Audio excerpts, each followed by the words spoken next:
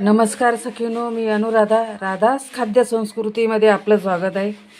आजचा मेनू आहे भरीव शिमला मिरची. तर इथे मी 10 ते 12 शिमला मिरची घेतलेल्या आहेत. तर याला सारण कोणते लागते ते पाहू आपण. इथे 1 ते 1.5 वाटी शेंगदाणे भाजून घेतलेत, 1 वाटी खोबरं भाजून घेतलं आहे, जिरं भाजून घेतलं आहे, कढीपत्ता, लसण, अद्रक, अर्धी वाटी बेसन ते पण भाजून घेतले. हे या शिमला मिरचीसाठी लागणारे सारण आहे. या शिमला मिरचीचे देठं काढून त्याला आतून मीठ लावून 2 ते 3 मिनटं मुरू दिलं आहे. त्याच्यानंतर आपण सारणासाठी जे साहित्य काढलं होतं ते मिक्सरमधून अशा प्रकारे बारीक केलं आहे. आता हे मिश्रण या शिमला मिरचीमध्ये भरणार आहे. या सारणामध्ये मीठ चवीनुसार टाकायचं आहे, 1 चमचा तिखट. आता हे सारण मी या शिमला मिरचीमध्ये भरलेलं आहे.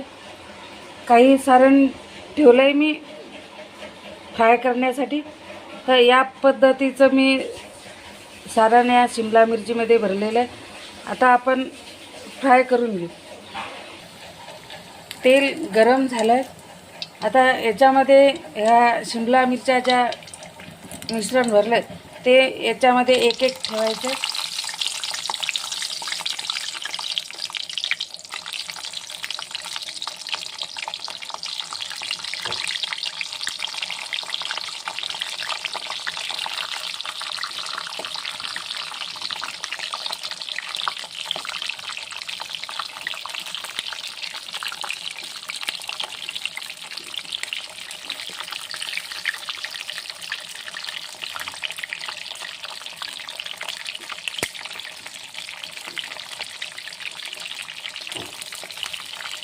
याच्यावर आता झाकण ठेवणार आहे मी. 2 ते 3 मिनटं वाफू द्यायचं.